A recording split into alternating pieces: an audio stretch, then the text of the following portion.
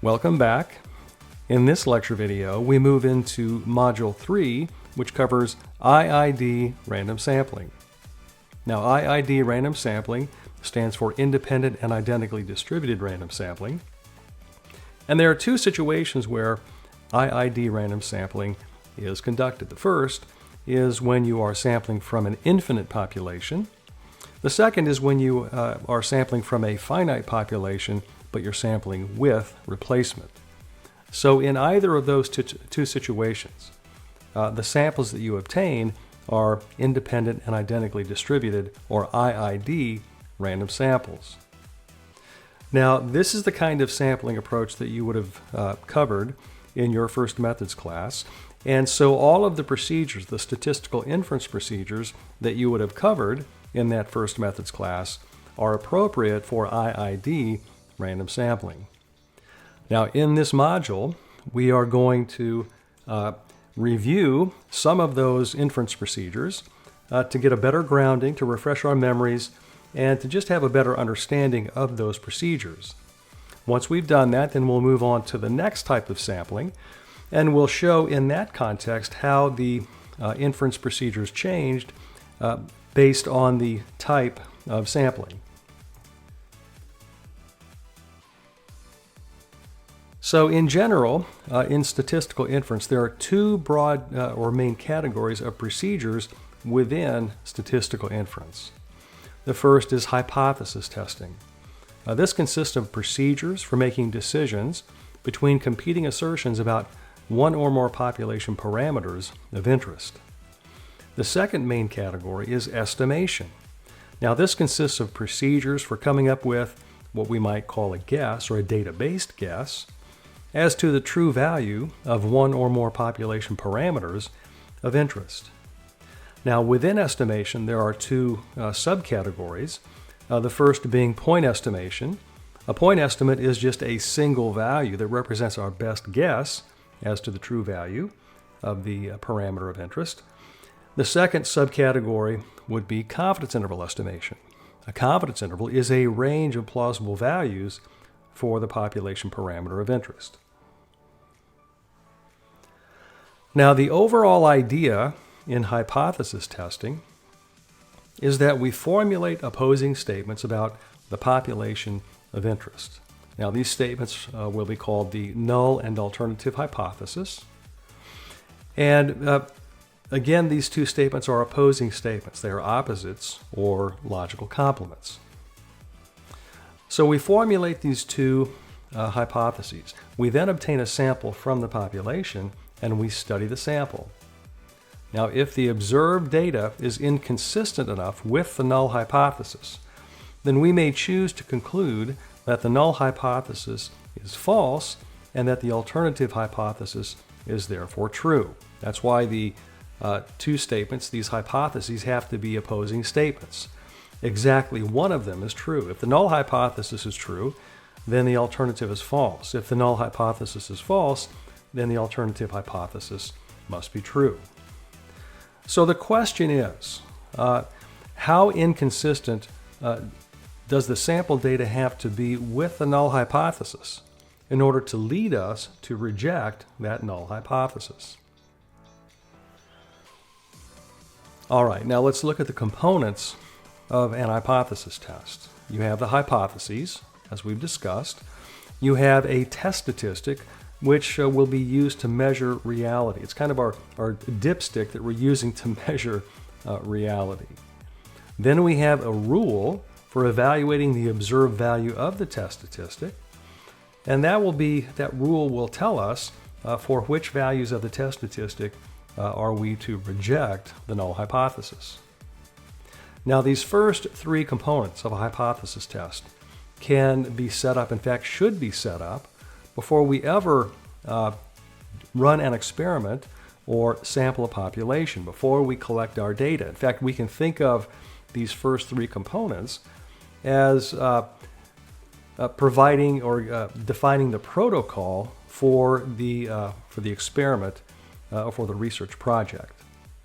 But now to go beyond these three components, we then have to have data. So then the next step is to sample the population, obtain the data from the population, and it's from that data that the test statistic will be calculated. Once we have the value of the test statistic, then we apply the rule that we defined, and then we draw a conclusion regarding the hypotheses. Now, a hypothesis test consists of a set of hypotheses stated in terms of the population parameters of interest. And so, as we've said, we have two hypotheses. One is called the null hypothesis. The other is called the alternative hypothesis. And the null and alternative hypotheses are opposing statements. They are logical complements, right? And so exactly one of these two statements is true. Again, either the null hypothesis is true and the alternative is false, or the null hypothesis is false and the alternative hypothesis is true. And so the goal is to use the sample data that we obtain to decide which of these two competing statements is true.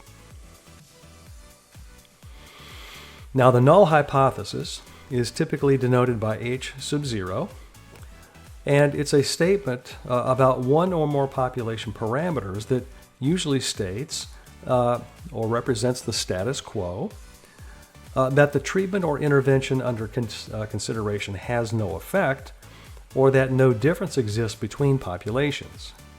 So essentially, the null hypothesis is that there's no effect involving whatever treatment or intervention or comparison that you're wanting to make. There's no difference. The alternative hypothesis is denoted by H sub 1. Sometimes it's denoted H sub A. And it's a statement about one or more population parameters that usually states what the researcher would like to prove, perhaps that the treatment or intervention does have an effect, or that the populations are in fact different. Now, remember that the alternative hypothesis is the logical complement, or the opposite, of the statement contained in the null hypothesis. And so, depending upon which of these three representations, general representations, for the null hypothesis, the corresponding opposing statement will reside in the alternative. Now, one thing to keep in mind is that when we are trying to answer research questions, the statement that the researcher is trying to prove will go into the alternative. And the reason is that we don't want to put it in the null hypothesis, because we can never really conclude that the null hypothesis is true, at least not and be very confident about that.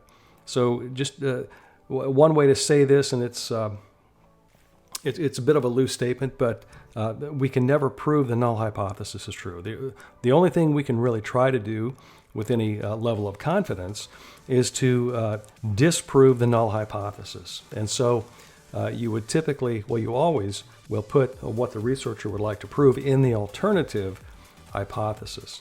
So if you were trying to show that an intervention has an effect, then that statement would go in the alternative hypothesis. As you can see here, the treatment or intervention does have an effect. The opposite of that statement, that the treatment or intervention does not have an effect, would go in the null hypothesis, as we've stated here. If we're trying to show that two or more populations differ with respect to some parameter, then that statement would go in the alternative, as we've got here. Populations are in fact different with respect to whatever criteria or parameter we're talking about. The opposite of that would go in the null hypothesis. There is no difference between populations. So that's how you set these things up. You put what you're trying to show or prove in the alternative hypothesis. And again, the statement in the alternative is the opposite or the logical complement of the null hypothesis. Okay, the test statistic. This is a value computed from a sample, a random sample, that is used in the decision-making process. Because it's computed from a random sample, it is a random variable itself, And if we were to have several samples from that population and calculate the very same test statistic, because of the variation from one sample to another, that random variable, that test statistic, would vary from one sample to another. So the test statistic is indeed a random variable. All right, and because of that, it has a probability distribution. And that probability distribution is called its sampling distribution.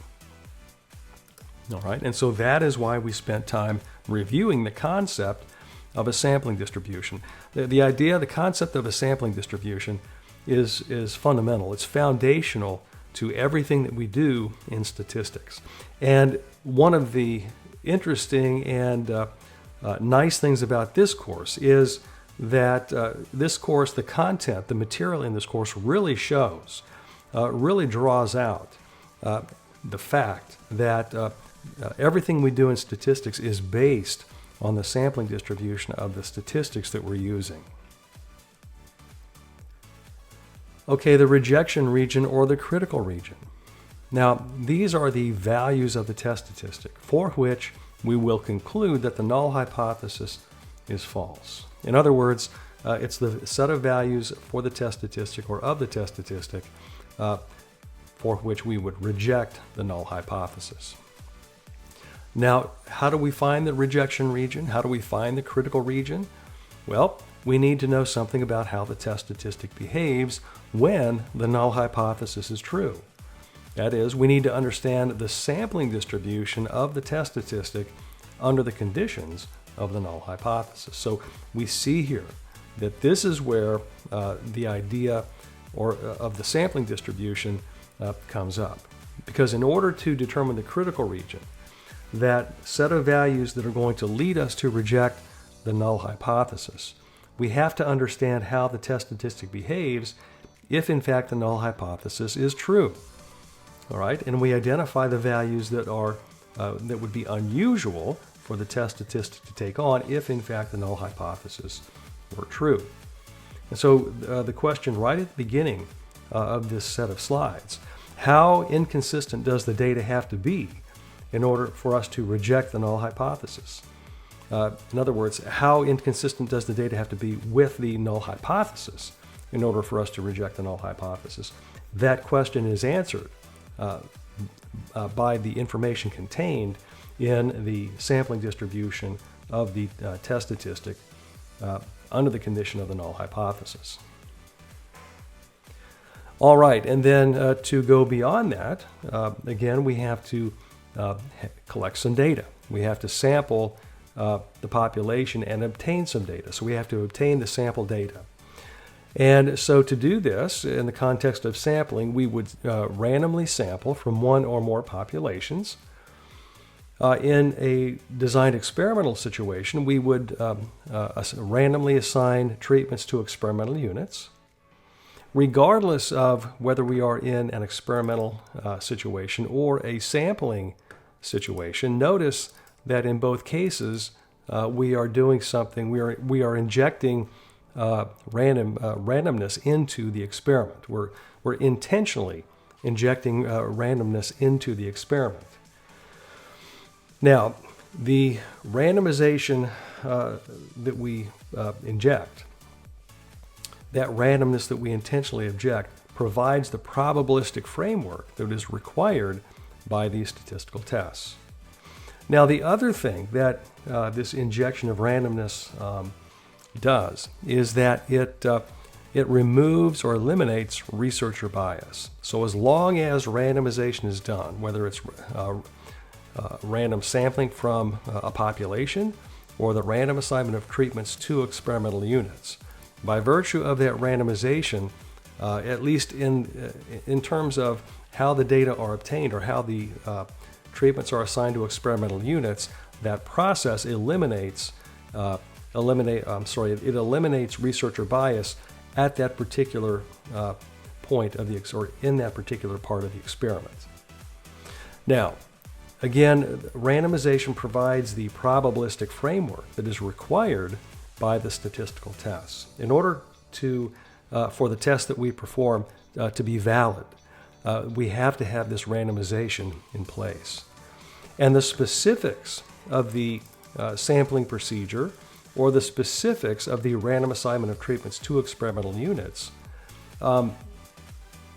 impact or affect this probabilistic framework. And so in order to do an appropriate and valid analysis, we have to take into account that randomization, the specific random sampling technique or the specific method for assigning treatments to experimental units has to be taken into account in order for the analysis to provide valid results. And then we have to, once we have our data and we compare it to or evaluate it based on the rejection criteria, then we draw conclusions regarding the hypotheses.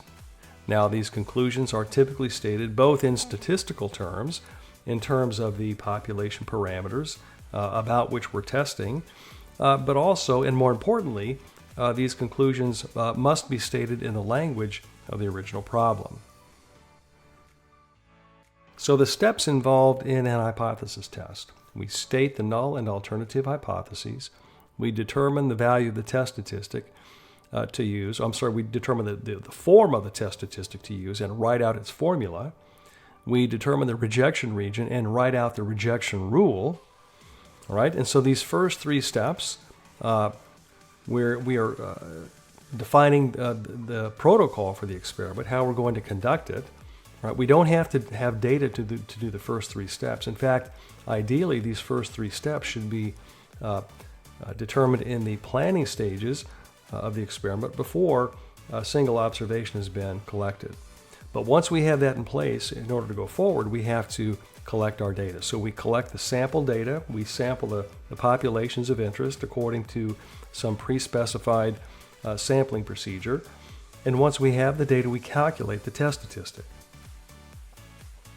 All right, we then draw conclusions based on the observed value of the test statistic and the rejection rule, and then we state our conclusions both in statistical terms and in the language of the original problem.